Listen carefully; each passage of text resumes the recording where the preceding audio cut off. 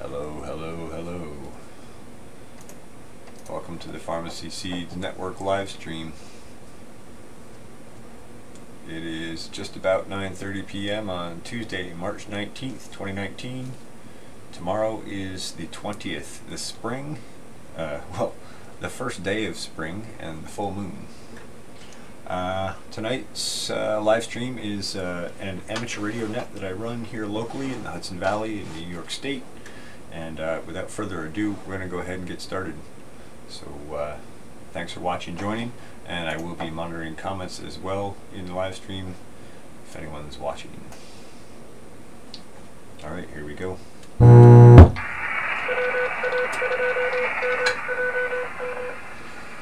This is KD2IIN Net Control for the Hudson Valley Farmers and Gardeners Net. If any check-ins, please call now.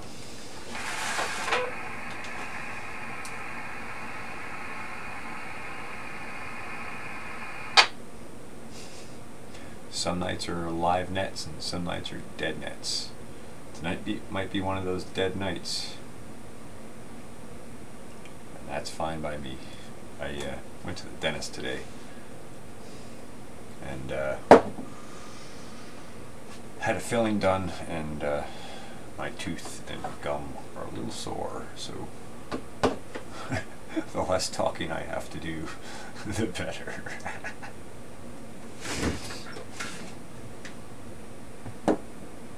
So it looks like it's going to be a quiet night tonight. We'll give it a couple of minutes and then we'll make another opportunity for check-ins.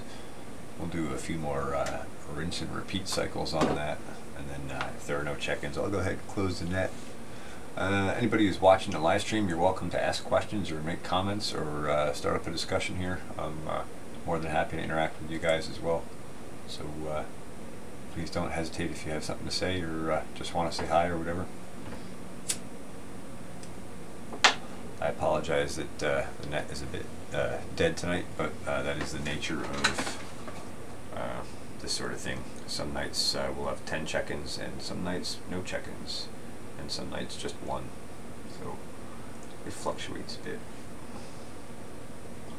That screen in the background that you're looking at behind my my video camera feed is the greenhouse thermal charts that is live and current. If you look closely at those charts, you can see all the different variables there that are presented on the charts. There's a lot more I'm not running SQL queries on and charting.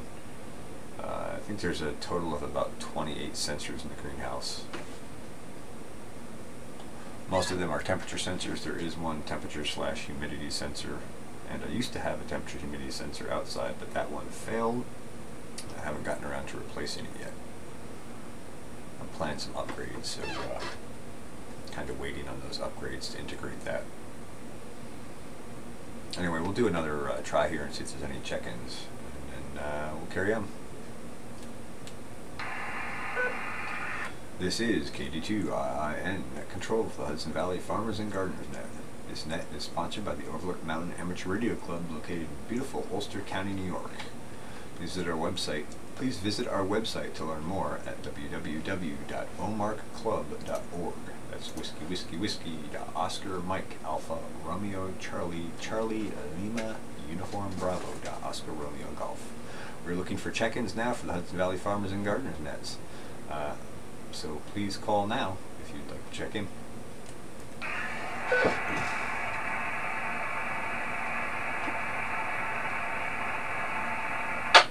KD2QAK, CJ to II, KD2IIN, CJ, your audio is very low. I think you're activating the repeater, but I can hear very low audio. It's not discernible.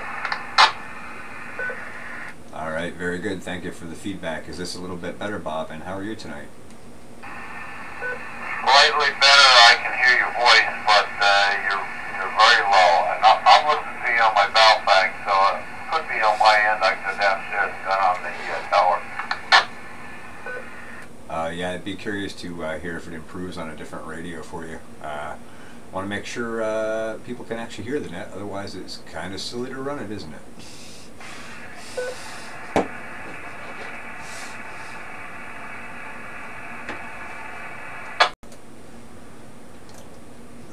KD2 relaxed in my duties here. The net recognizes KD2QAK and KD2RFI. Bob is QAK, and I believe RFI is also Bob. Is that correct? How are you tonight? Yeah, that's affirmative these days, Bob. Just to let you know, I can barely make you out from where I am here. Again, audio very low, barely understandable on this end. Okay, I'm going to talk a little bit closer to the radio, and I hope maybe you can hear me better now.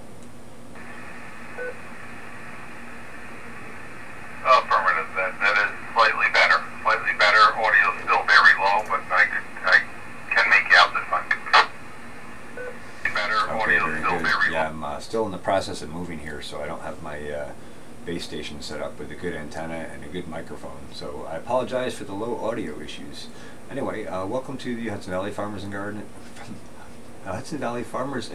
Net. And oh, let's see. Do you have anything you want to talk about tonight related to gardening, farming, homesteading, etc.?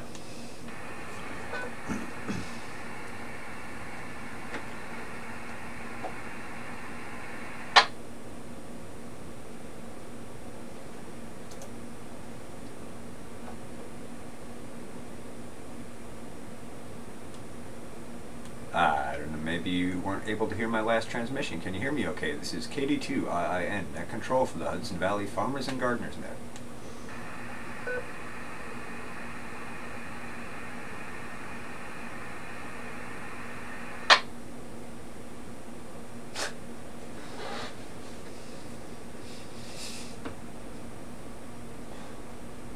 Okay. KD2QAK to KD2IIN, I can just make you out. You're really not coming in very loud. Alright, maybe I have some sort of a radio issue. How is my signal into the repeater? Am I holding the repeater with a clean signal or no?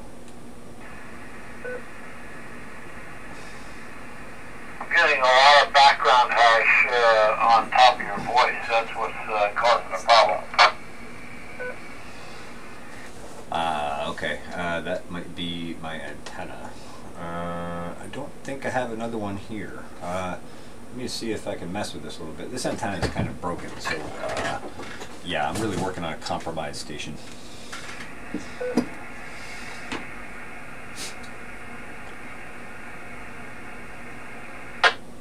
Can you hear me now?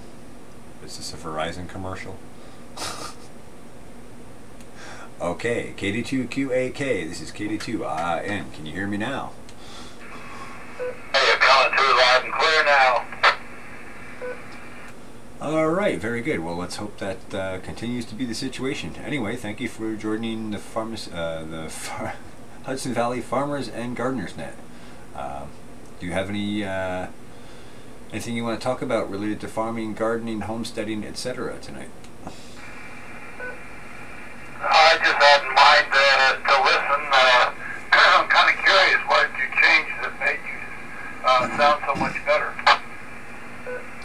I've got a partially broken antenna on an HT here, and so I just tweaked the antenna a little bit, and I guess that fixed the connection issue for now. I'm not working with any of my base station radio stuff. I have not had a chance to move any of that over or set up new antennas for it, so I'm working on quite a compromised station tonight.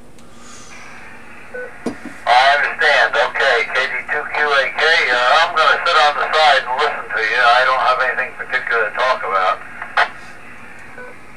All right, very good. Thank you for the station signal quality feedback. Greatly appreciated. All right, I'm going to roll on down the list to KD2RFI and greet him again. Hopefully he can hear me this time, and then we'll go ahead and do another opportunity for check-ins. So KD2RFI, this is KD2IIN. Pick it up. KD2RFI, good evening, CJ. Good to be back again this week. That antenna temporary fix has definitely improved it and definitely made it more audible on my end, which is good. Everything here is pretty much status quo. One of the big black bears that's come out of his den has been prowling around the neighborhood, making everyone nervous. Quite personally, I actually enjoy seeing him. I look forward to seeing him, although I am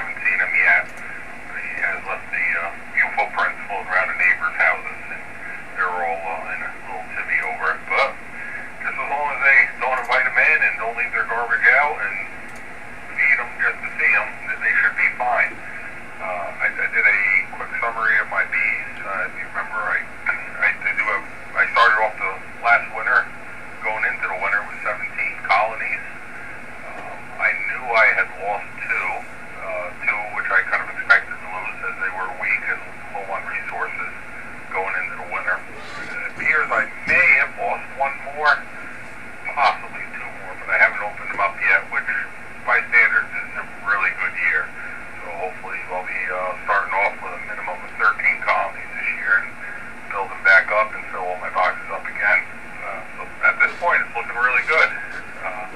Pretty much that's all we got going on here, other than a bunch of chickens running around, giving me a few eggs here and there.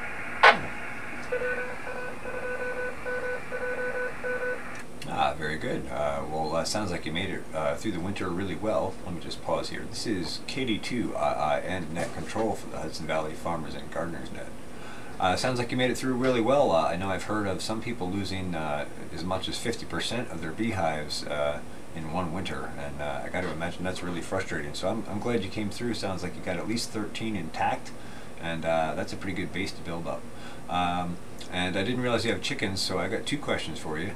Number one, do you use nuke hives and capture swarms, or do you split hives?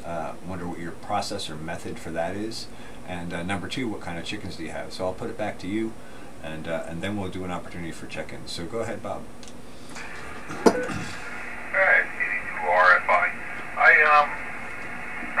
When I first started out, and you know, just a little bit of history on how I got into it, is my father used to have, from what I understood, over 100 hives. I only remember about a dozen or so on the property, but I guess he was putting them out in farm fields down in Orange County at the time.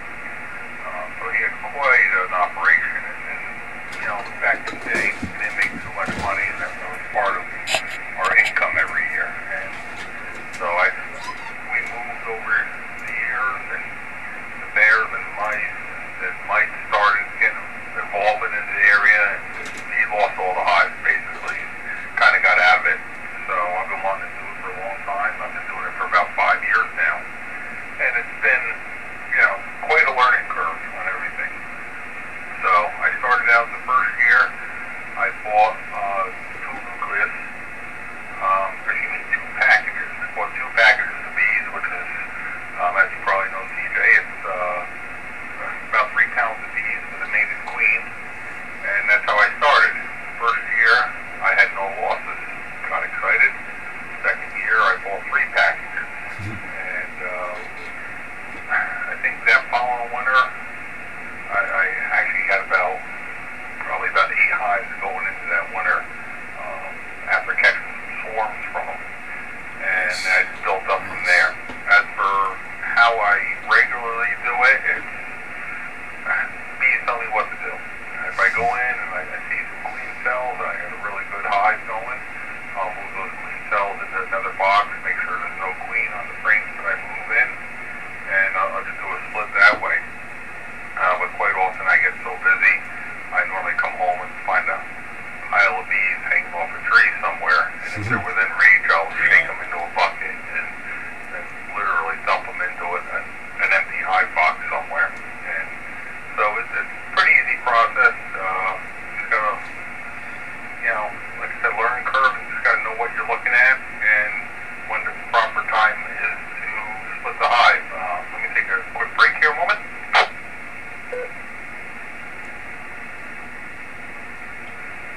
Alright, as for chickens, right now I currently have about 16 birds. I got some Americanas, some Red Stars, and I can't remember what the other ones are. Buff Orpingtons. Excuse me, I got Buff Orpingtons. And I got a couple other birds. Honestly, I don't remember what they are. Get about 6 to 8 eggs a day. I have them in a Amish barn type setup with no floor. I put a foundation in of cinder block, dug down about 18 inches, and filled it with pet shavings. And so I kind of do a composting type bedding form at the bottom, which as the compost breaks down, it provides a little bit of heat for them in the winter. Yeah. And as it gets bad, I scoop it out and put it in the compost pile and turn it to soil, use the soil as needed. So it's good, it keeps me busy. Definitely keeps me busy. Back to you, CJ. All right, very good. Sounds like you have excellent methods and procedures for everything. And yeah, I think I told you last week I just got 5 new hives this last fall, and it looks like all of them are coming through this winter. So I'm excited too. I have a bunch of bee equipment frames and supers and brooder boxes and nuke hives, and so I'm looking forward to doing some splitting also. My mom kept bees when I was a kid, and I helped a little bit. I kind of just ran the smoker for her, but we did capture a few swarms and that kind of thing too, so have little experience, but it's been a long time, so I gotta get back into it. Anyway, let me just go ahead and provide an opportunity for check-ins here, but thanks for sharing that excellent information. This is KD2IIN Net Control for the Hudson Valley Farmers and Gardeners Net. If there are any further check-ins, please call now.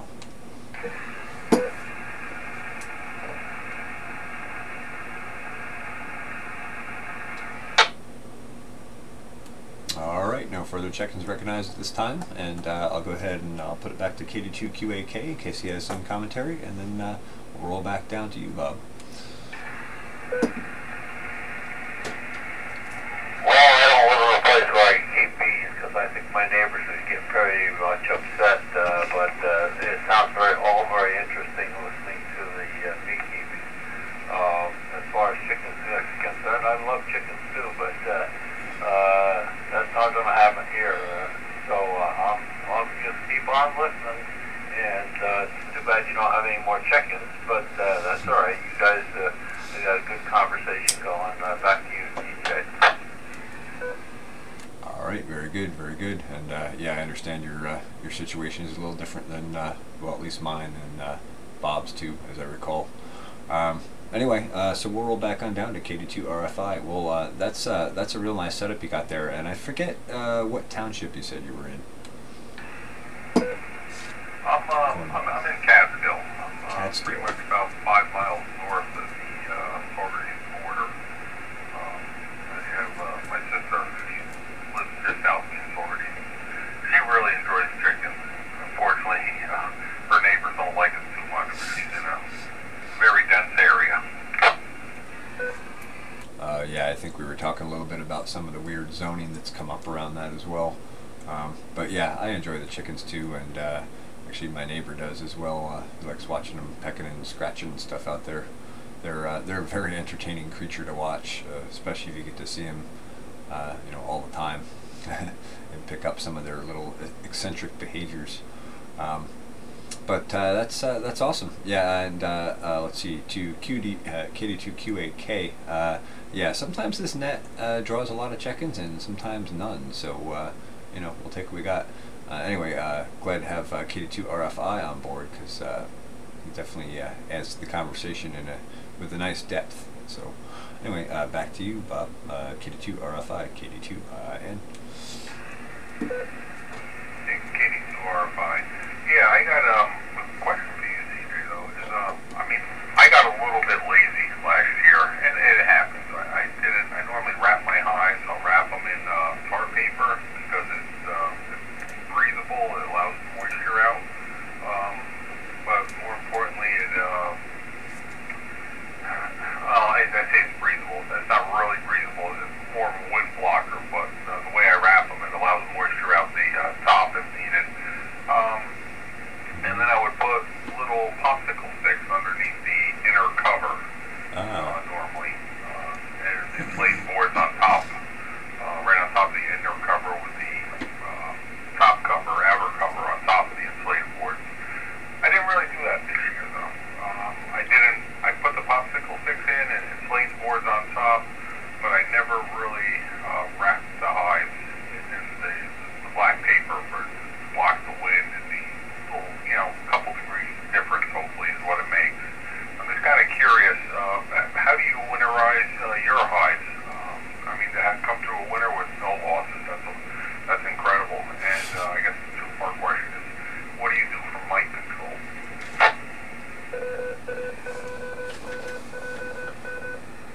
KD2IN Net Control for Hudson Valley Farmers and Gardeners Net.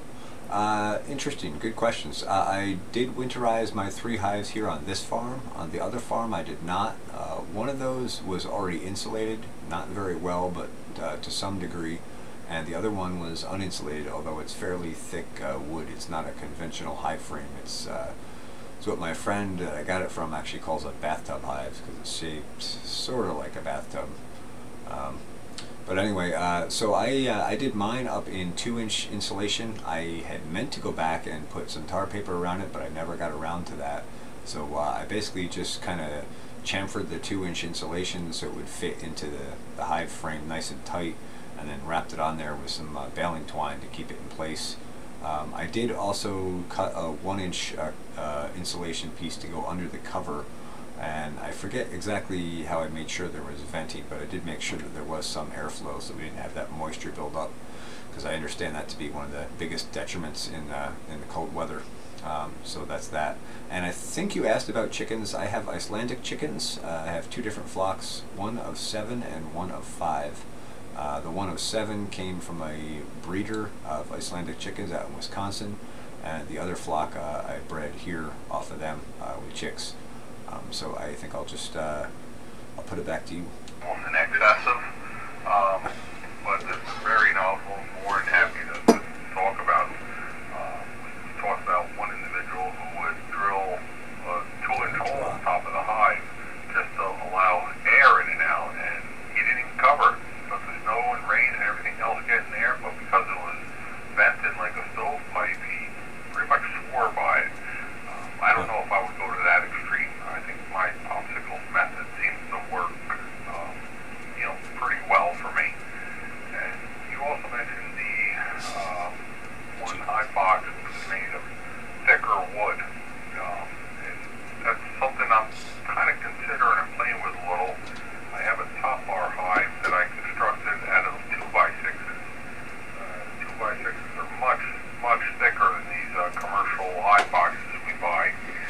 And I have yet to lose a colony out of that top bar hive. I'm kind of thinking I can contribute it a little to the thickness of the wood, and being so well insulated is definitely an added advantage.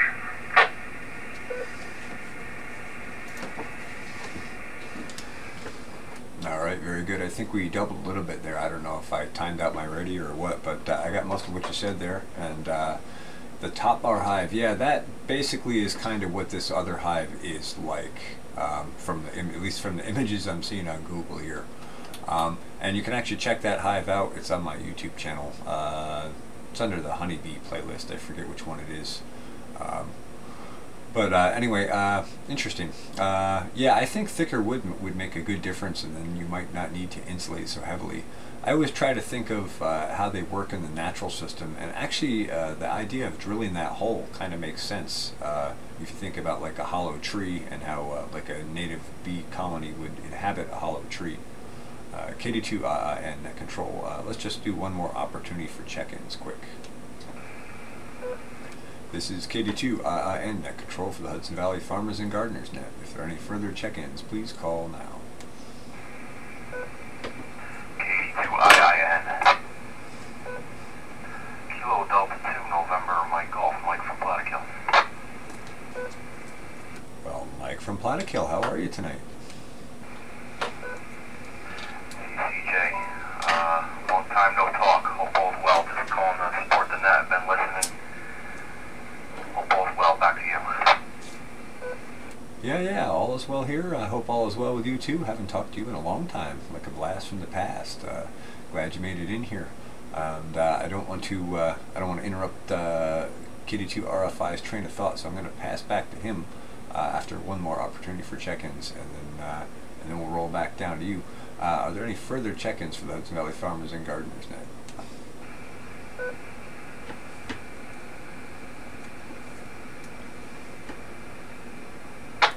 Alright, no further check-ins recognized at this time. This is KD2 IIN, Net Control for the Hudson Valley Farmers and Gardeners Net. I'm going to pass it back to KD2 RFI. Pick it up. It's Nick. Right. Net Control. I'm good if you want to pass it right along to the next person. I've talked quite a bit already. Thank you. Alright, good enough. Not a problem. Alright, we'll pass it back down to KD2 NMG. You have any garden plans this year, Mike?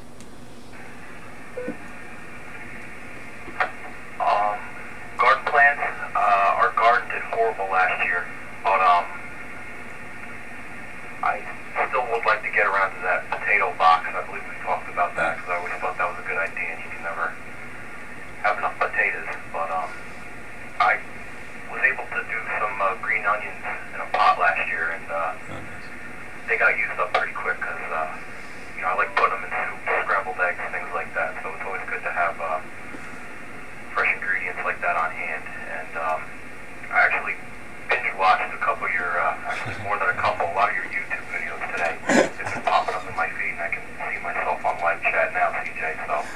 Again, just wanted to say hi. Oh, very cool. To support and that back to you, Katie, to NFG. All right, very good. Well, that's awesome, and I'm glad to hear someone's binge watching.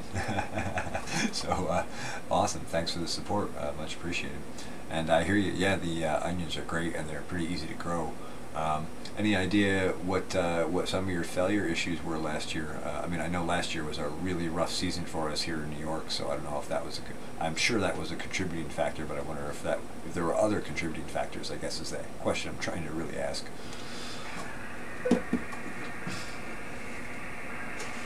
Most of the vegetables were just waterlogged. It was bad. Tomatoes, zucchini, things like that. We didn't get much. Gotcha. Yeah. Yeah, it was a tough year. Even with the foliar feeds and stuff, I lost a few crops too, and had a hard time even drying garlic after harvest. And yeah, it was a weird season. It started out really hot and dry, and I thought that was going to be good overall, even though it was hard to even keep up with irrigating. And then about mid-season, it flipped over and went wet and cold, and it pretty much stuck for the rest of the season, right on into that first snow in November. So yeah, weird year. Did you lose hope to some degree? I hope not. I'm sorry, CJ, didn't copy. Go again. I was just asking if you lost hope to some degree, or if you're going to try again this year. We've been doing it for 20 years, so, you know, there's a will, there's a way. We're definitely going to do it again. Always zucchini, always tomatoes, so if we can at least do that this year, I think we're in the red. Oh yeah, for sure. And yeah, hopefully this season will be more normal. I hope we'll have a more normal warm up in the spring, and more normal weather for the season. Last year was definitely a weird and rough one for everybody. So I didn't realize you've been gardening for 20 years. That's awesome. So you got the dedication and the willpower to keep on trucking. Yeah, and I'm 31, so, you know, we've always done some kind of gardening here, so, I mean, not so much getting involved with it, you know, especially with, you know my issue, but I definitely like reaping the rewards, but, yeah, and I've been following weather patterns with my connection with the weather facsimile machine over at Orange County, and yeah, it was definitely a wet second half of the summer, actually maybe 3/4 of the summer. And we had some of those nasty storms too, so there was I think there's a lot of contributing factors, as you said, with our particular garden this year.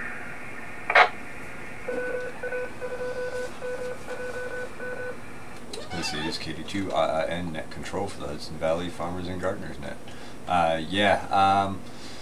Yeah, last year was tough. Even some of the other farmers around here that I know that usually produce mass amounts of tomatoes, they were done with tomatoes, I think, by end of August even, or middle or end of August. And I was lucky enough to keep producing, but my production levels weren't up at like they were last year when we had better sun and weather. Although last year was kind of weird too, but certainly not as wet in the end of the season as this year was. But, well, you know, all we can do is hope for better weather this year, right? Yeah, that's the plan. Hopefully something kind of normal. We're definitely in a warming trend, so that's promising. I remember for the past few years it's been staying cold, so hopefully that's not the case. And, you know, hopefully, you know, you yourself, you know, can have somewhat of a normaler season, and hopefully we can at least get zucchini and tomatoes out of our garden this year. KD2NFG. Yeah, I'm with you on that. I'd like to knock one out of the park this year and put a win in the column. But you know, part of the challenge is meeting the weather and when you can, where you can, overcoming it. But that can be difficult sometimes. Well, anyway, it's just about 10 o'clock here, so I think I'm going to go ahead and close the net out unless you have any further commentary or questions. And I guess I should pass back through the other check-ins here quick. KD2QAK, we'll start with you. Pick it up, Bob.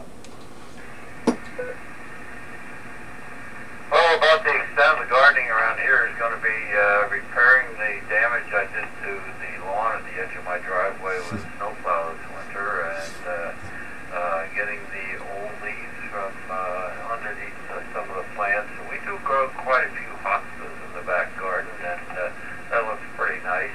My wife is the one that's really interested in growing, but as age has caught up with her, she's backing off from too much gardening. And let's see, the other thing, of course, besides lawn, is I will be riding on the mower up at St. John's Cemetery and Church. We got about 10 acres up there we cut, so that keeps me busy. I volunteer to do that in the summertime for something to do. So back to you, CJ. This is Katie2QAK. Quack, quack. All right, very good, Bob. Well, sounds like you got your work cut out for you, so that's good. And I appreciate you checking in the net. And we'll roll on down here to KD2RFI. Pick it up. KD2RFI.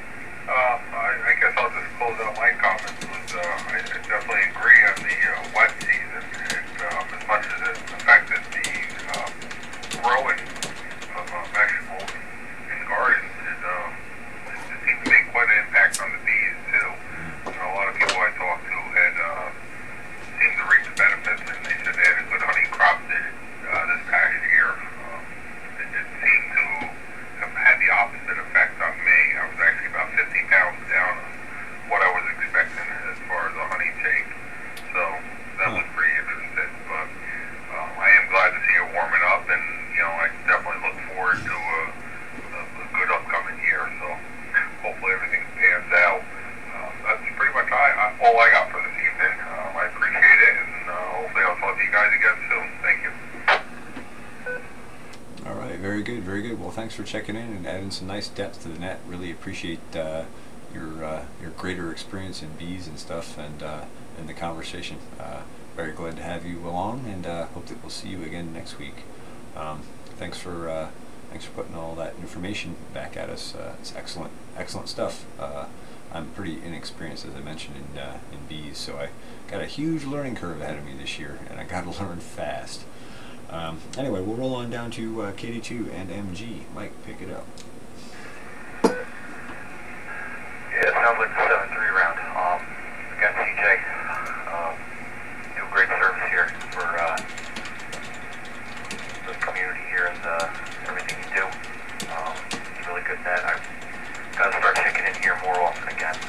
Thanks, CJ, and we'll have to catch up one of these days. KD2 and MG. 7-3, back to net.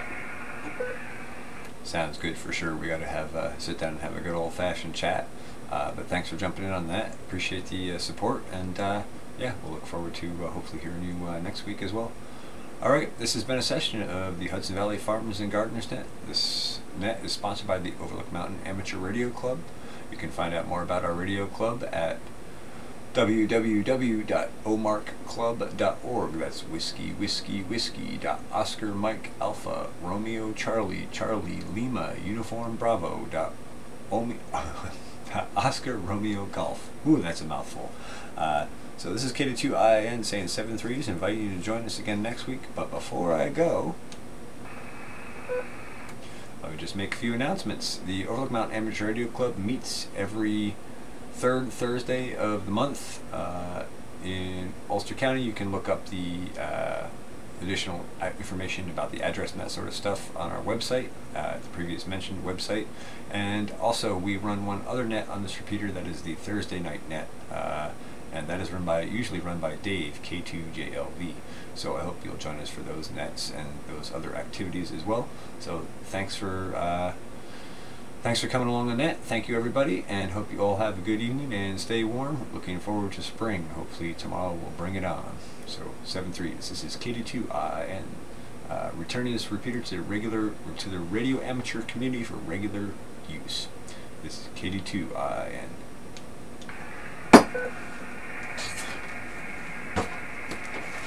I'm off tonight. I usually fly right through that, but not tonight. Yeah, manual venting can be tough. I'll keep the live stream open here if you guys want to chat a little bit more. And Robin Skinner, we can talk a little bit more about venting if you want. But I will say that, yeah, definitely check out the videos on automatic venting. I found that's the best way to do it. I'm going to turn this radio down now.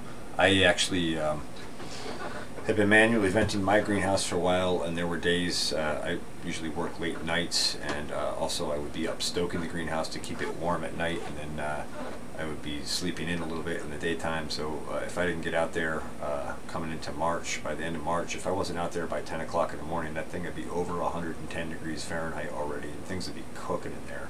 So anything manual you do, it's going to have to be reliable. Otherwise, you're going to lose all your plants, and I'd hate to see that happen on your first go around the greenhouse. I know there's another option. There's something called wax motors, which are not dependent on power and don't require computer coding or linear actuators or computers or sensors or any of that. That might be something to look into. Oh, your second year, okay. How did you vent last year, out of curiosity? And thanks for the plug, Geeky. Much appreciated. How are you tonight, Geeky?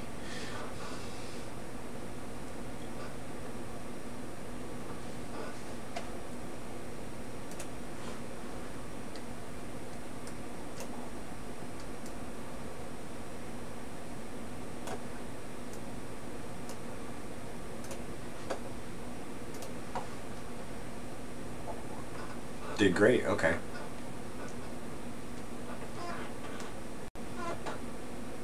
And I guess you were you just leaving vents open in springtime, or just closing down on cold nights, or how did you manage that? Maybe you have a better sleep schedule that's more in alignment with greenhouses. Uh-oh, a box of toys from Adafruit. Oh, sounds like we're gonna have some fun here at Geeky Gardens.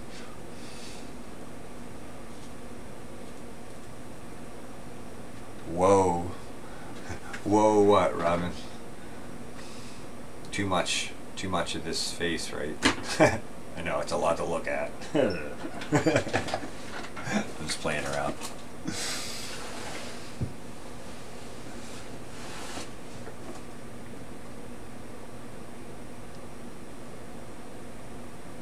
What'd you get, Geeky Gardens? Did you get humidity sensors, DHT22s?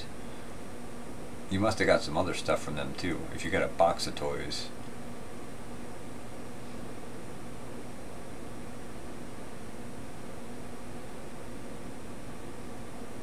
Yeah, they put out pretty good resolution, huh, Geeky?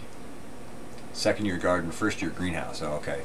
Yeah, I mean, you know, if you're up early in the morning, you can get out there and get it opened up before the sun gets too high and it gets too hot in there. You'll be fine.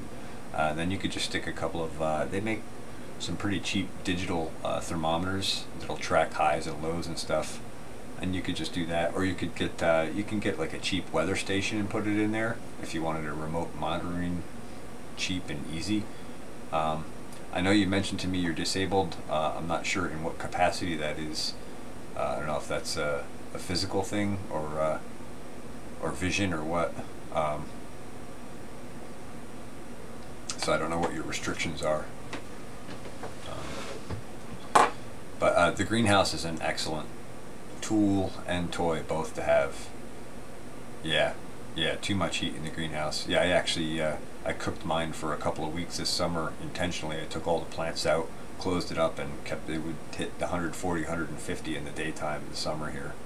We're in upstate New York at 42 degrees north. 3 Arduino minis for the Blind Buddy project, FTD. I'm not familiar with that. Cables to program and the RPI 3B plus just to play with. Nice. I'm familiar with Arduinos, but I'm not sure what the Blind Buddy project is.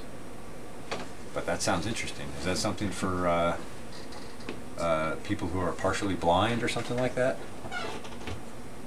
And a 48-inch monitor. I'd love to have a 48-inch for my Pi, but where would I put my plants in the greenhouse? FTDI cables, that's what you meant. Yeah, okay. those are probably the official FTDI chips too, right? Not a knockoff that might not work with the driver. I know we've had a lot of trouble with drivers. Physical, okay.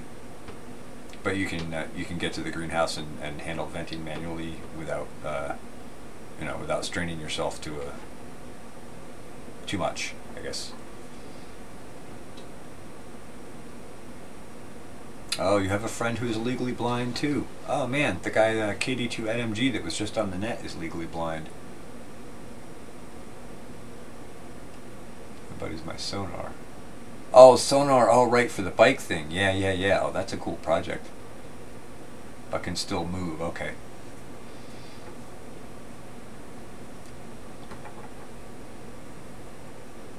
Okay, well that's good. And gardening's a very therapeutic thing for me. It's helped me through, gardening and farming has gotten me through a lot of difficult times in my life, to go out and sit amongst the plants and just be peaceful. Good cleansing, calming for the soul and spirit.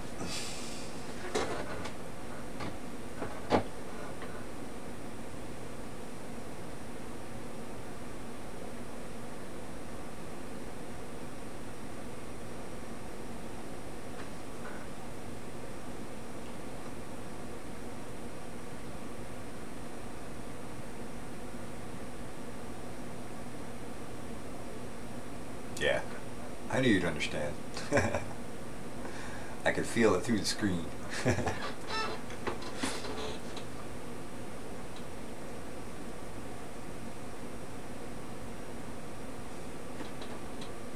LiDAR boards, the 12-meter range and good accuracy. 12 meters, let's see, that's about just under 40 feet. It's like 39 and change. So that's a pretty good range for LiDAR. Very cool. What's you say good accuracy? What's the accuracy range? Sorry, Robin. We're Geeky Gardens is a 35+ year programmer, and I do a lot of computer and programming related stuff as well. Oh, you are too, Robin? A programmer? Or am I misinterpreting your me too? 2.5 acres, hey, what's going on? Welcome. We actually closed the official Hudson Valley Farmers and Gardeners net on the radio, and now we're just kind of having the after party, so to speak. Cone of detection is much less than the SR04 sonic sensors. Okay, so you're looking at more of a narrower, longer cone with the LiDAR, if I'm understanding that correctly, Gigi. No beer. You didn't bring beer? We were counting on you. I'll take a Guinness draft. Okay, yeah. I got you. Well, that's good. That gives you a better precision area for where objects are, if I'm understanding your model from a 3D perspective. I think I am.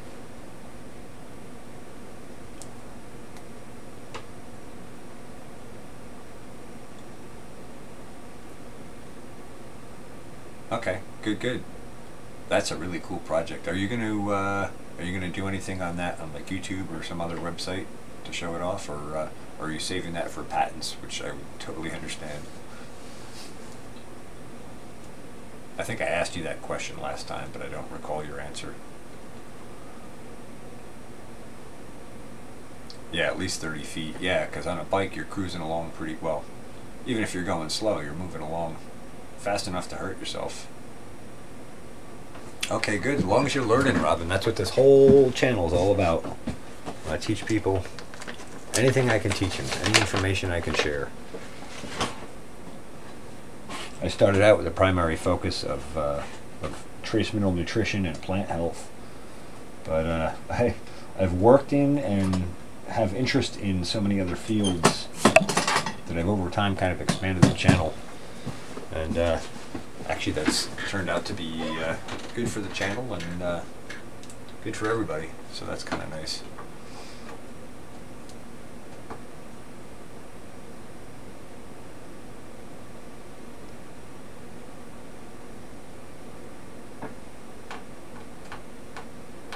So let's see, Are you using an Arduino per LiDAR unit and then combining data from those, Geeky?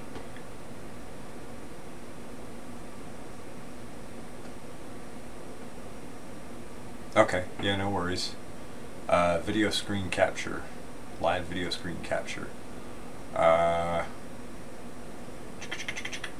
The one that I use for the local computer, which will do video and desktop audio if you want, or pictures and a whole bunch of other stuff I haven't even played with, is Snagit 9. I think there's a free version of it out there. S-N-A-G-I-T, Snagit. Anyway, it's basically if you're, oh, you don't run Windows, right. But there's programs for Linux, but I hear you haven't had a chance to sort it. It's all good. I get it.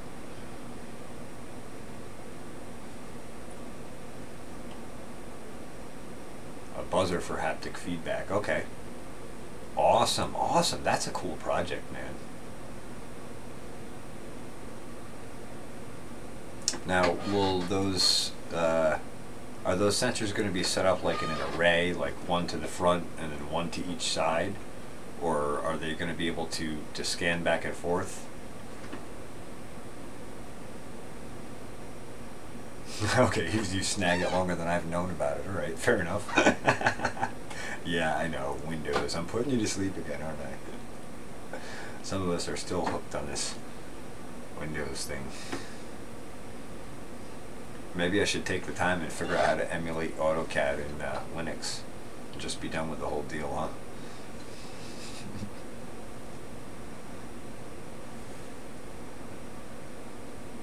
The problem is my fire is just full of irons. There's not even room for coals anymore. It's just irons. A big pile of irons.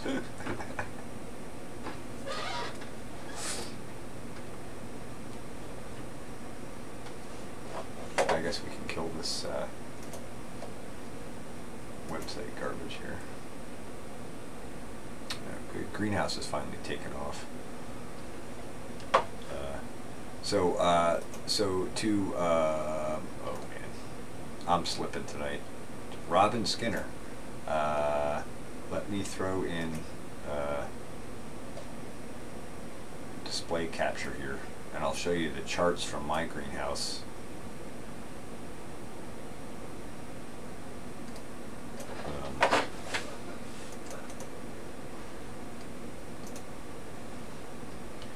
If I can straighten out this studio software a bit, push this to the bottom, order to bottom. Of course it's not going to cooperate. Display capture, order to the top. There we go. There we go. And I'll transition over here. So this is a chart of everything that's going on in my greenhouse. Well, not everything, but the majorly important data for this time of year that's going on in my greenhouse. And you can see stoves and BTU tracking and all sorts of stuff.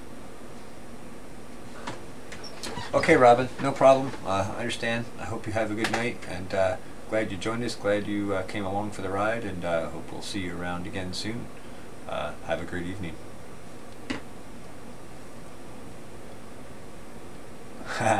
Hey, 2.5 acres. We're all on our own learning curve. It's no big deal. Yeah, and I'm a sort of a hybrid between a farmer and a programmer.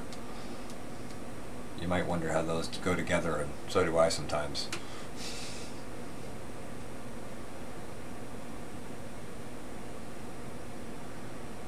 Yeah, Geeky and I have had some awesome conversations already. I can't imagine where it's going to go in the future, but I think it's going to be cool.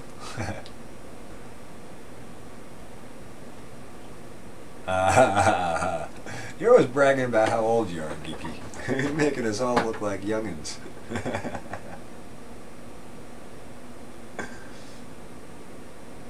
Good for you. Glad you're getting some of that back. Some of us younger generations may never see that. They keep they keep funneling that money out to other places and then pretending they've fix the problem.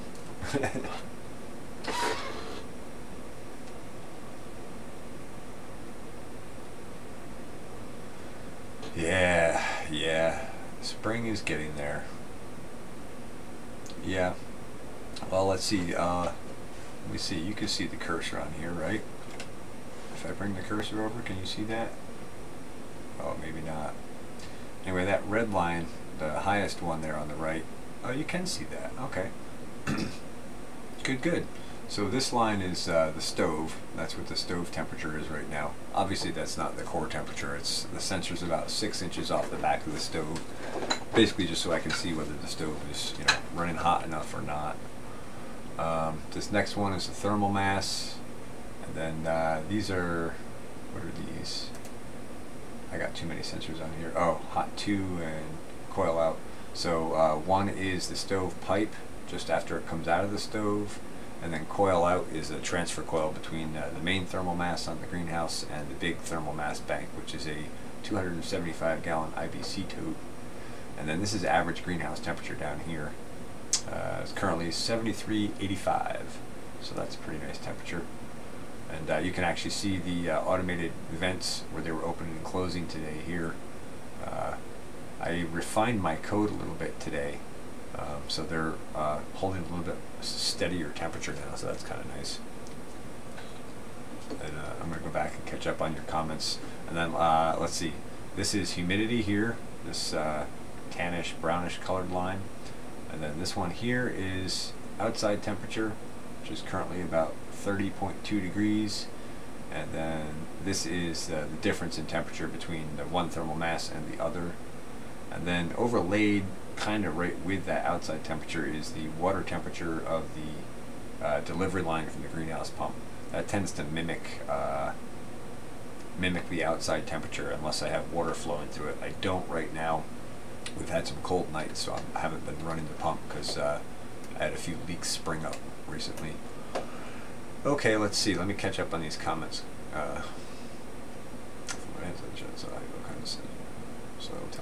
Yes, I do. I have all kinds of sensors. Well, not a whole lot in the soil. I did have 6 sensors in the greenhouse soil for a while just to study it as compared to outside temperatures. I do have 4 sensors in the ground at 3, 6, 9, and 12 inches depth. I could actually run a query here and show you that chart if you'd like. In fact, I probably could just throw the VNC for the Pi, which already has that chart up, over onto that monitor and show you that way. So you can see the 2 scripts I have running. One is for venting and one is for thermal mass transfer. And then I think, yeah, this is a soil temperature chart here, so I'll bring that up. Don't mind the Pi, it's under a reasonably heavy processor load at the moment. So this is outside temperature is the big jagged line you see, and you can see daytime and nighttime in those cycles. And then the temperature sensors at 3, 6, and 9 inches. Obviously the most responsive sensor is the 3-inch sensor, and the one at 12 inches, I'm sorry, 3, 6, 9, and 12 inches. The one at 12 inches is the least responsive. But you can see we've actually finally just recently, actually in the last 4 or 5 days, we had a couple of warm days a few days ago, and that brought us up out of the freeze, and we're actually starting to thaw soils now. So that's pretty exciting. So that's the soil temperature sensors there. No, nothing for nitrogen yet. I do want to add it. Way ahead of me in automated green, but lots of sensors that come in. I'm currently considering temp, humidity, and so on. Hey, thanks, Geeky Gardens. I appreciate the kind words. It really means a lot coming from you. So, so thanks. It's been a fun journey. My friend Aaron turned me on to the Raspberry Pi and got me started. And, well, after that, the addiction grew.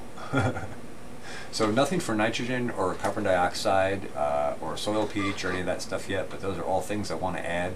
And I also want to develop a robot of some sort, kind of like they're doing on big scale farms, but I want to develop it with the concept in mind that if you can take plant sap and analyze the plant sap, you could adjust trace mineral nutrition on plants perfectly and correct and protect and prevent diseases and insect pressures. There's some new studies out. If you want to learn more about that, you should also check out the channel Advancing Eco Agriculture. A man named John Kempf founded that, and their company does a tremendous amount of plant science and soil science stuff, and they're doing some really groundbreaking stuff. But they found that they can actually take plant sap analysis and determine a disease or pest issue is going to show up 3 weeks in advance, and do foliar feeds to correct for it and actually prevent diseases and pests from getting into crops. So right now the test for plant sap analysis, I think, is around $65, so it's a little cost prohibitive unless you're on a bigger scale, but very powerful tools. And so I want to develop robots that can do that in the field on the fly and have all the foliar feeds right on board and make adjustments on the fly. It's a big undertaking, though. I'm not sure if I can get get all the pieces together. No Smokey the Bandit stuff. Just vegetables and sweet potatoes, sunflowers, not much in the way of flowers, although I might expand that market a bit. I'm kind of a cross between a homestead and a farming operation. I do sell some produce to local restaurants and that kind of stuff. Kind of more to offset the costs up until now. I really want to try and get a little more profit coming out of this so I can do this more full time. I also have 2 other part-time jobs I work besides running the farm here and the YouTube channel and amateur radio stuff, and the list is just really too long. But lots of stuff going on. So let's see. So I still got this up on full screen here. Are there any other charts you want to check out in the greenhouse while we're at it? Anything else you want to look at or know about? I could throw charts up for you, or run some new SQL queries and get different information back. Or I could simplify some of the existing charts if you want. I know I look at that bottom chart, this bottom chart sometimes, and I go, which is what again?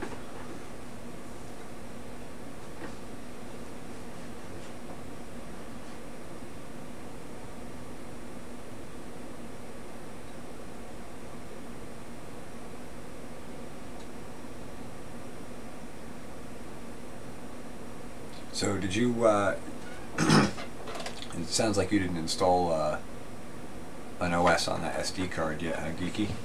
Aren't you anxious to get that out of the box and get it running?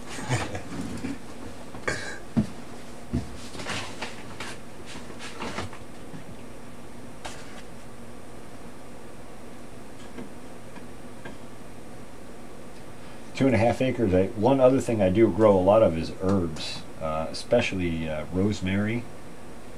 And I also have in the greenhouse, I keep over a bunch of tropical plants, some citrus trees and an olive tree, and let's see, the citronella plants, a bunch of stuff like that. And I'm actually working on expanding ginger this year, hopefully to a production scale, because I think fresh local ginger is a market I can really corner and nail down.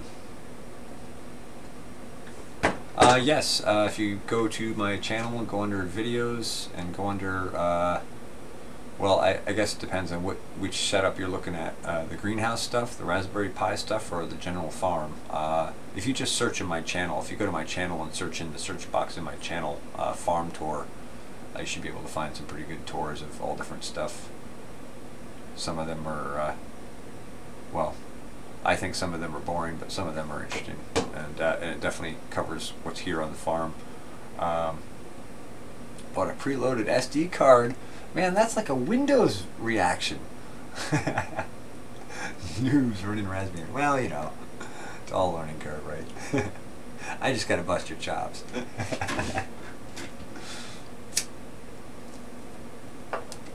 Oh yeah, Oklahoma and wind. Yeah. Have you had any tornadoes come through your area?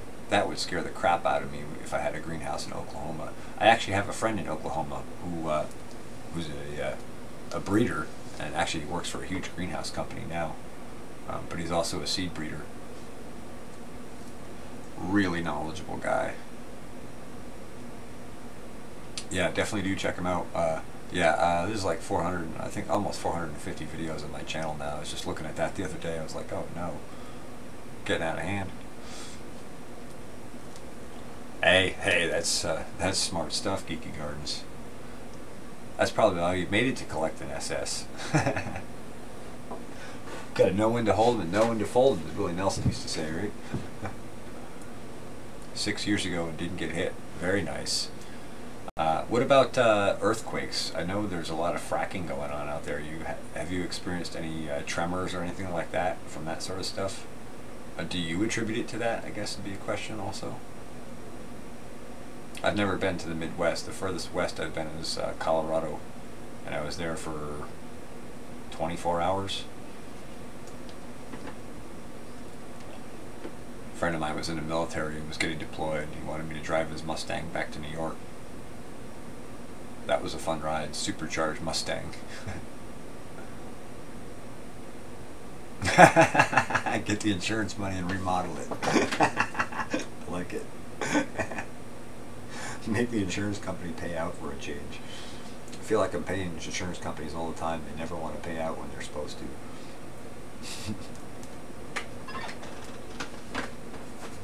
But that's just my personal grudge. But yeah, that would make remodeling easy. Wipe it clean, we'll build from scratch. Of course, you got to survive that to come out of that on the plus column, right? A lot more earthquakes. Yeah, okay. So you attribute it to the fracking as well. I think from the seismographology, I think all the seismic data, that's what I'm trying to say, is pretty indicative of that.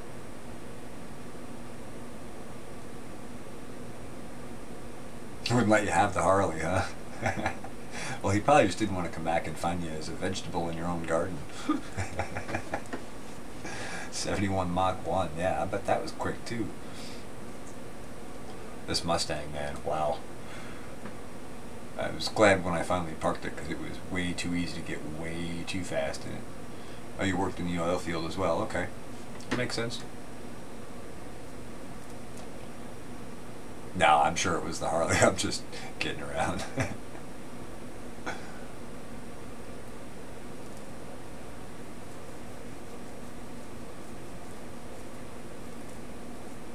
Yeah, I think the highest speed I had the Mustang on I-70 was like 150 or 155. And man, I'll tell you what, that is moving in a car. And I know there's guys that ride like the sport bikes at those speeds and higher speeds. I can't imagine on a bike. Poor man's Corvette. Ah, that's the Camaro, right?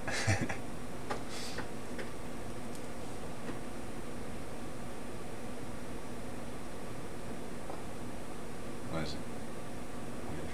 You bought a 72 Vet? Nice. You were looking at his boat, eyeing the boat up. Did he say, no, I'm keeping it to fish with the kids? Ah! 1971 Opel GT. I'm not familiar with that car. But I'm going to snag that out of chat and do a quick Google, and maybe I'll recognize her curves.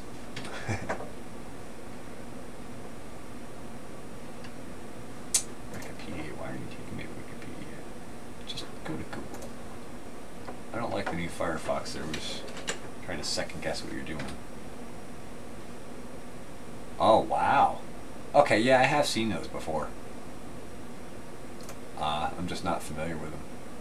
But I've seen them. Here, I'll push this up on the monitor quick. Yeah, that's a pretty car. It looks fairly lightweight too. That was probably pretty fast, huh?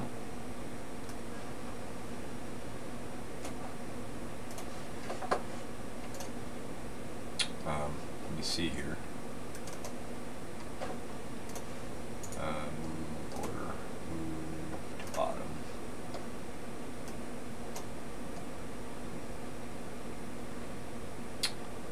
Come on.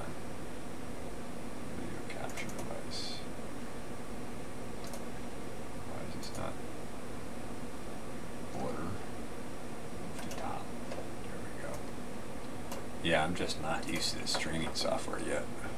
It's kind of awkward the way it's set up.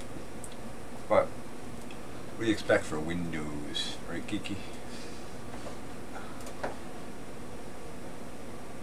4 bangers. Yeah, it does look like a mini vet. Went a bit more water to shrink. Then he got fixed and told me he wasn't getting the Harley.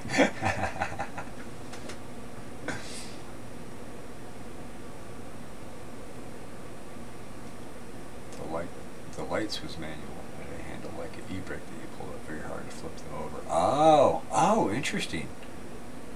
Yes, I'm using OBS Studio. Is there something better?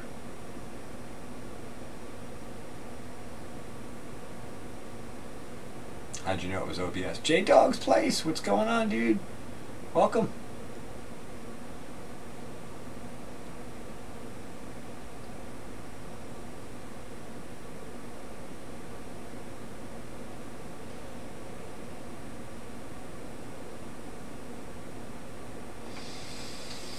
Oh, man.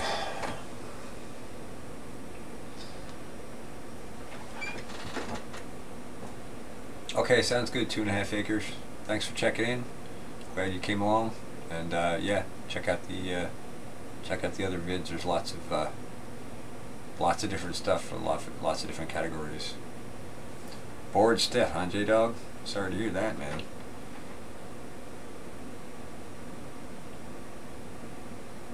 Running native in Linux, yeah. Yeah, the ones I can't get around are, well, really the main one I can't get around is the AutoCAD. And I kind of, you know, it's like, I guess I could run dual boot Linux, but then I gotta switch operating systems back and forth to do stuff, you know. I like it all on one machine. And I'm really familiar with Windows because it's, you know, unfortunately kind of injected itself into our culture in a big way.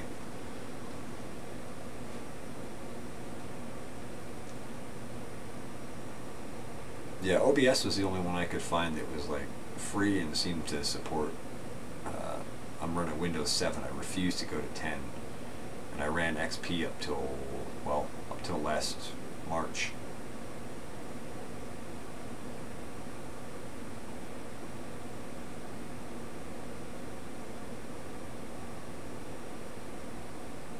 Of course, Windows is always trying to encourage me, oh, you can install Windows 10 for free. No thanks, I don't want to lose my files for free. I have friends who did upgrades and lost all their files because, well, they're not super computer savvy and they didn't do backups first, and they lost absolutely everything in the Windows 10 upgrade.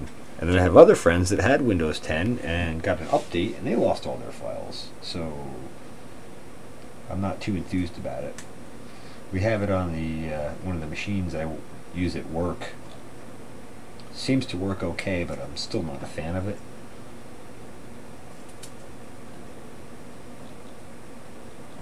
Be nice if we could all go to Linux and open source and just phase out the corporate grip, so to speak.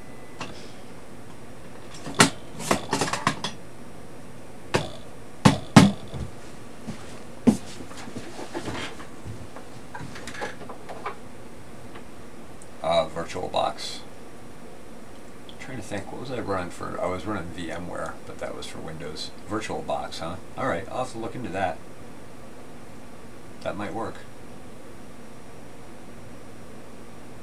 How active is that station? I'm not sure I understand the question. Love 10 after you lost your data on an XP crash. Well, I guess it doesn't matter what OS is on it when it crashes and lose all your data. Was that a hard drive failure?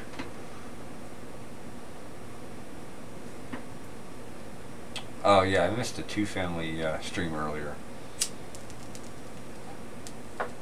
I wanted to make it, but I had a friend stop by and I got home late from a dentist appointment. I had to feed chickens and start fires and a bunch of stuff, and then I had to be in here in time to catch this net. I wanted to make sure the greenhouse furnace is revved up at a good throttle level.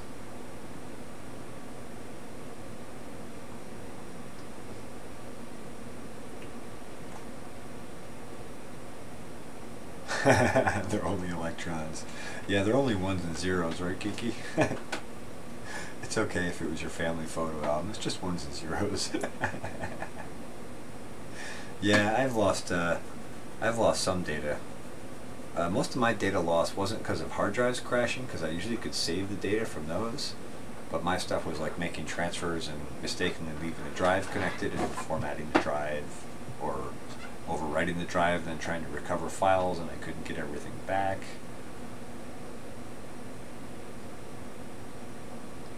Oh, my radio station. Yeah. I'm on the radio pretty much every day. Usually at least once a day. I catch up with a couple of friends that I talk to during their commute. But this Farmers and Gardeners Net runs once a week at 9:30 p.m. on Tuesdays. So that's how active it is in that regard. Drive went nuts and crashed, yeah. Yeah, a lot of times you can see, you'll start to get errors when you go to boot up. And if you see that starting to happen, you know the drive is failing. And so usually I catch that and I back it up, or image the drive, or do something to save the data before that happens. So most of my data loss has been user error. But isn't that how it always is, Geeky Gardens? Usually user error related, right?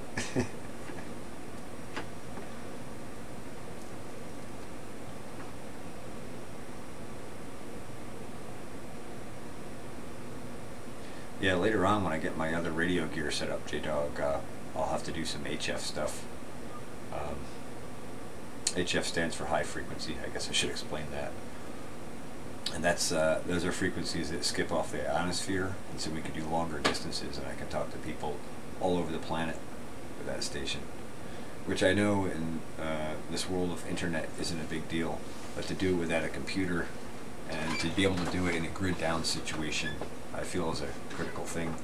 And I've made friends all over the world, so if I ever do get the opportunity or the money to travel, I could go visit some of those people.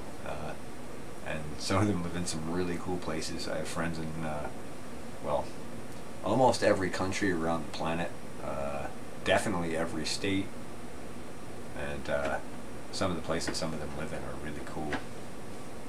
I'd love to see Hawaii. Yeah, all your data loss has been user error. Yeah, that's how it goes.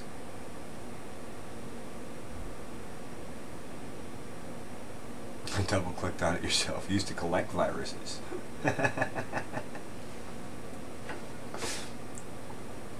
Crash without warning. Yeah, well, that happens too sometimes. Usually you'll see it start to fail, but sometimes it just goes belly up on you.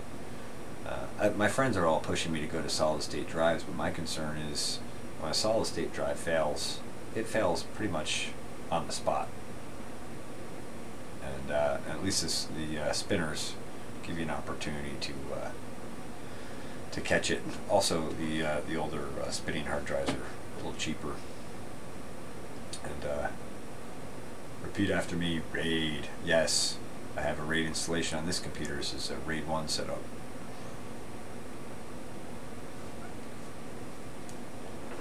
I try to run everything RAID anymore. Ever since I, started doing RAID, I was like, yeah, that's the ticket. And actually, back in August, I had one of the drives on this machine fail, and I went, uh-oh, the drive failed. Oh well, and carried on until I don't know, a couple of weeks ago. I finally got the new drives in to replace them. So, man, it's a lifesaver. And I know Geeky Garden is going to say August to now, you let it go way too long. I know, but I got lucky.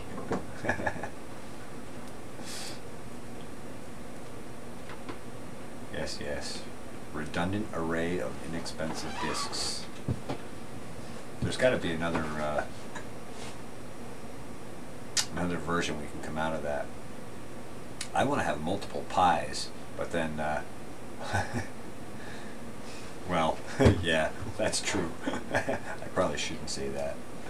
I want to have multiple pies and do redundant arrays of inexpensive pies. But I'm afraid that acronym won't go over well.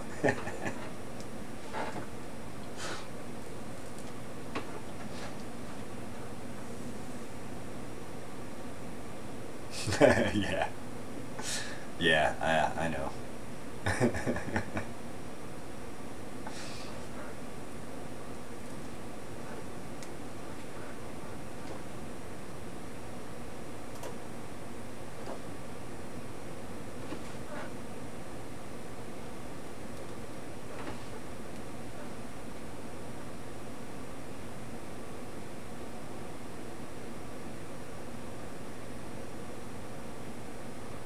Next drive you build will have a solid state drive and a CD, DVD, VR, Blu-ray drive though, if such exists. Yeah, that's fair. Rape? No, I don't think so. Yeah. I know, I want dual Pis with dual sensor sets in the greenhouse.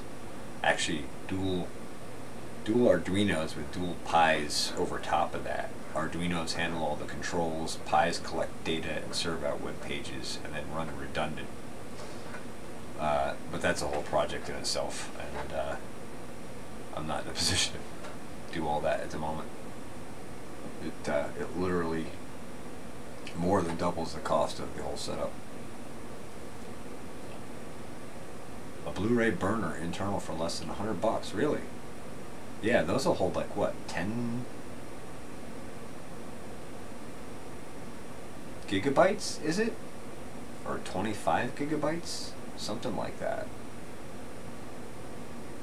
I kind of have with the drives getting cheaper, 25 gig. Yeah, I thought so. That's a good size, optical drive.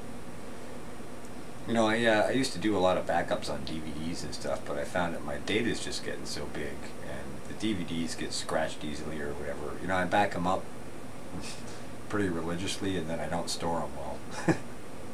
And then I can't keep track of them all because I make so many backups. So I started going to external hard drives for backups because it's just as cheap and it's easier.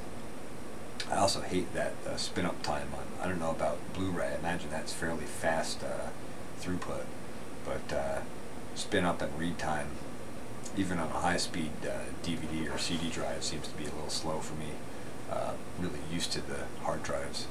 Speaking of solid-state hard drives, actually my friend Dave gave me a 120 gigabyte solid-state drive, and I'm going to switch that over to be the main drive for the Raspberry Pi soon. 16 external drives, good grief. Yeah, and what, an 8-core processor with 32 gigs of RAM, is that right? I was looking at RAM last night. I could actually upgrade this machine to 32 gigs for about $80. So maybe later in the summer, if I could scrounge the change up, I'll make the upgrade. I think that'll help my video rendering and that kind of stuff a little bit. I just did a 750 watt power supply and a NVIDIA 560 Ti video card in here that my friend gave me the other night. So nice to have a little bit better power supply and have the new video card in. Of course I don't play Unreal Tournament or any of that stuff anymore, so it's hard to really appreciate the video upgrade, but it's nice to have it there when you need it. Oh, you collect video. Okay, I collect some stuff too. Mostly research related stuff. In fact, I just recently went through and cleaned out a bunch of stuff that I had downloaded and figured I'll probably never watch again. Documentaries are good. I really enjoy documentaries.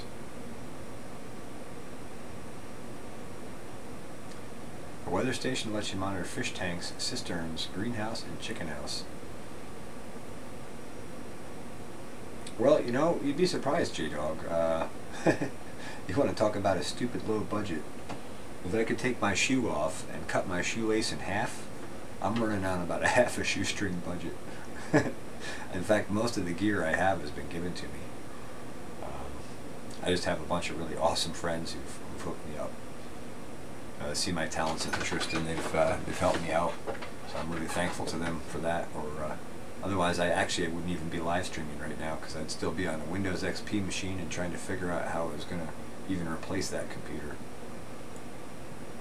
My friend Dave gave me this computer last March. He bought a friend of mine's father's who had passed away, bought his amateur radio station, which was a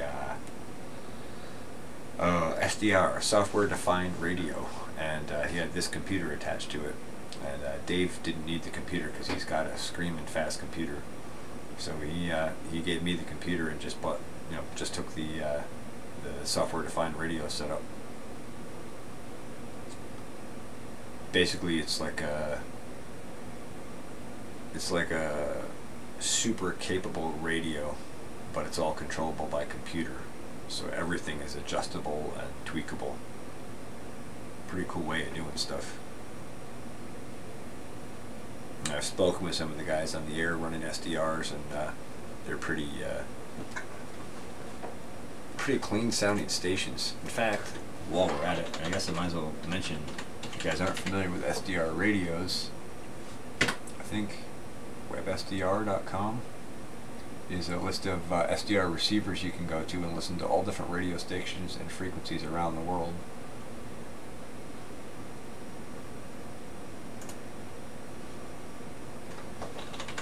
Maybe it's not WebSDR anymore. It's been a while since I did it. WebSDR.org, that's what it is. I'll drop the link here in the chat if you're interested in that sort of thing.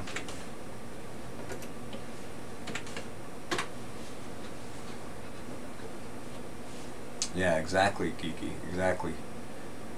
That's why we learn how to do it.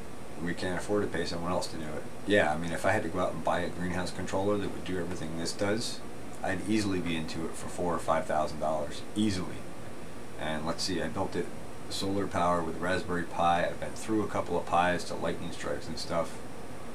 Sensors and all, I don't know. Probably all together, it's under $1,500, and I went way out of the way, and a big part of that cost more was the solar power part of it, the solar panels, the battery bank, the charge controller, the wattage meters, that kind of stuff. I wanted to completely grid independent, because I found we'd get a power outage and then I wouldn't have any data logged from when the power was out, and I was going to do an uninterruptible power supply for the Pi, but when I got looking into the pricing on that, by the time I put the battery bank I wanted in for reserve time, it was going to be about half the cost of switching over to solar. And since that's something I always wanted to do, I just switched over. And my friend had given me an Amazon gift card, and I just used that to get the panels and charge controller and all that. That was one of the best decisions I ever made on farming, gardening, greenhouse related, digital related stuff.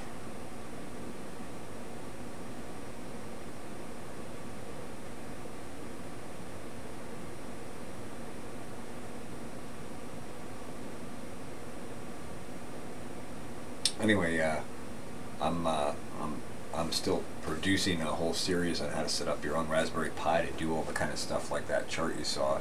That charting software is free. All the software for the Pi is free. Basically, you buy a $35 board and then you add your sensors to it.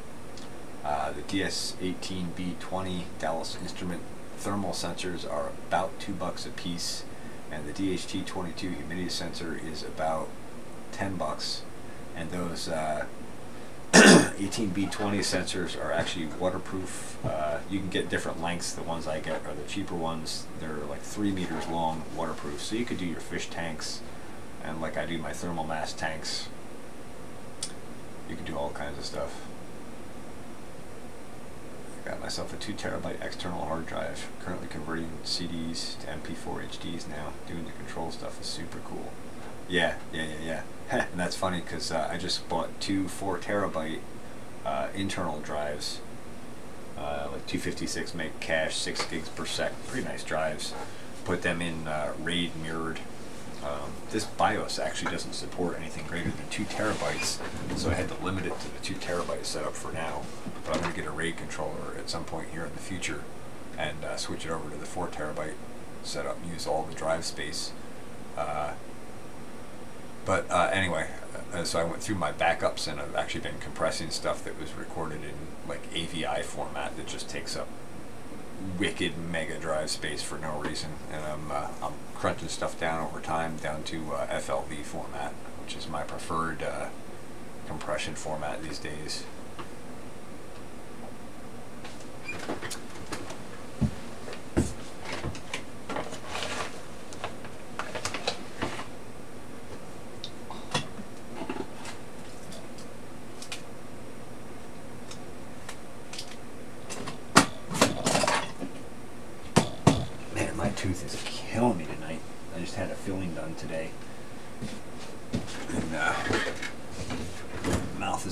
store in that spot.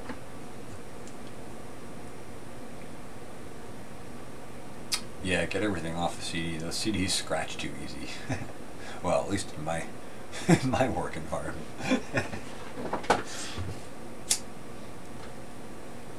Suffice to say, I have a bit of an industrial environment here.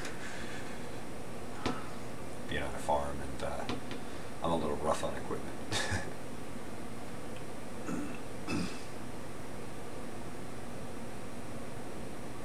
Yeah, I know, geeky, I know. But having double the storage doesn't do you any good if there's no data left to store. That's the logic I have to play with myself to stay with RAID. I know I hate spending double the money to do the same amount of space, but I do like knowing I'm not going to lose stuff. I had a previous YouTube channel a few years back when I had the forum up, and it pulled my channel, and so I was really glad I had backups of all the videos. I also use it to go back and look at work that I've done in the past and figure out, you know, what mistakes I made or what did I do there that caused this outcome. How did I do that again? And I'll go back and look. So it's a really critical part of my long-term operation. Yeah, temp monitor is easy, man. That's a couple of sensors and just set up a MySQL database. If you go to that Raspberry Pi, Raspberry Pi, I think is the name of the playlist on my channel. There's a whole series there, parts 1 through 12 I think I got up so far. Takes you through setting up a Raspberry Pi, installing a MySQL database and PHP and PyCurl and all the pieces you need, and then you can log sensor data to the database. And next in the series I'm actually going to jump into some Python code and get into the next section of it.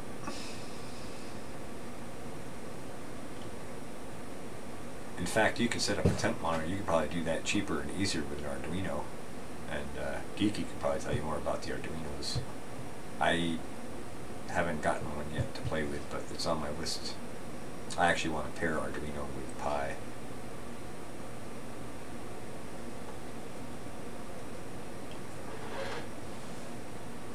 But yeah, it's really nice to be able to chart the data and see where things are at, if they're getting too hot or too cold. Last night I restoked the furnace probably about 1:30, and I figured that would hold it for the night. I came in, I made something to eat, ate, went to crash out, and it still hadn't recovered. I really didn't feel like going back out there in the cold to chase it, so I just kind of laid here watching the chart. I watched it kind of like level out and recover, and I was like, oh good, I don't have to go back out. Before the Pi, I would have had to go out and check, and why isn't it going? And go back out and check and make sure it was going. You know, the pain. Oh, you get numbers jumbled up? Well, you know, the code isn't, well, it isn't all that well, I put it this way. To Geeky Gardens, it wouldn't be all that complex. And it's not super complex to me. I do a lot of PHP and web code kind of stuff too, so I'm pretty familiar with it. But we could help you write something up. It's not hard. I could share the code with you if you want. And then as far as sensors, they're basically just addresses on the thing. You could basically copy and paste those, so you don't have to type those. Yeah, coding's not bad on it. Python's really easy, actually. That's one of the easier coding languages, that's what I'm looking for, that I've worked with.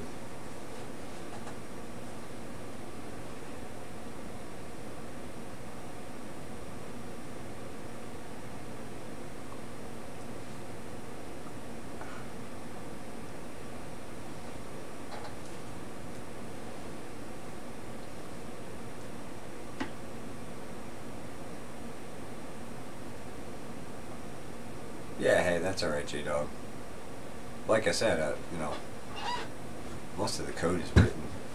You basically would just have to trade out your sensor addresses.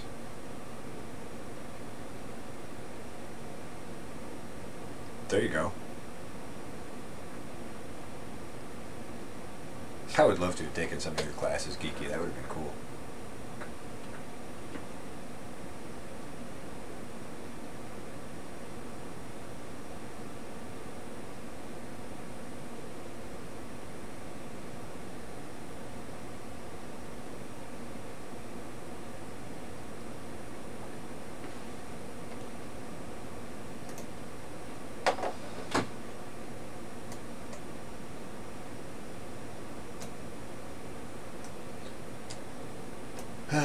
Well, let's see.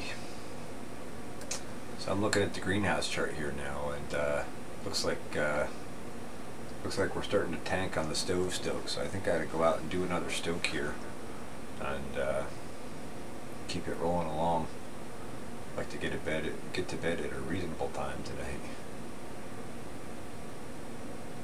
Oh, you were tough. That's a good teacher, though. Yeah. I had a good coding teacher. We did touring high school. He was a great teacher. He was tough on us too. Made us go, no, you can figure it out. Go figure it out. I told you everything you need to know. Go figure it out.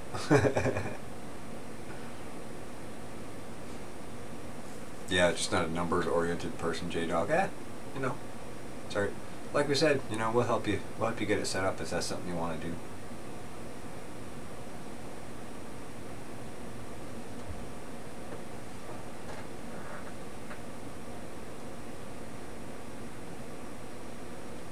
Anyway, I gotta go stoke the greenhouse, and so I think I'm going to sign off for the night. But thank you guys for your participation. Thanks for watching. And man, it was an awesome conversation with you guys. I'm so glad you guys came in. And thanks to everyone who participated in the Hudson Valley Farmers and Gardeners Net, and everyone else who came into the YouTube channel. And that's true. If anyone can code, they wouldn't have paid you so much. That is so true. I was going to ask if it was a form of dyslexia, but I didn't want to make you feel uncomfortable. But that makes sense.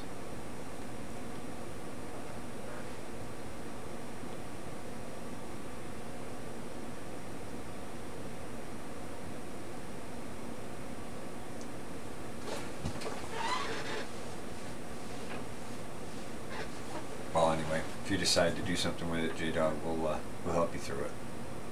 It's all good.